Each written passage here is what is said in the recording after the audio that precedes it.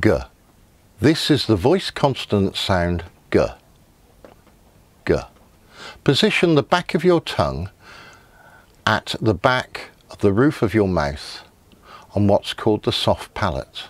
When you allow voiced air to come through, it's stopped by your tongue and then released when you lower your tongue from the top of your mouth. G.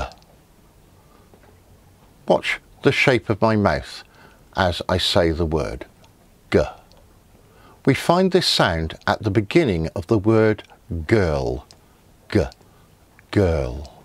We find this sound in the middle of the word finger. Finger. G. We find this sound at the end of the word catalogue. G. Catalogue. We can also find this word at the beginning and end of the word gig. G. Gig.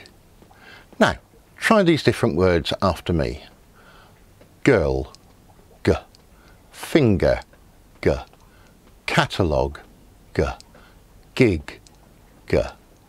Now, go and practice these sounds.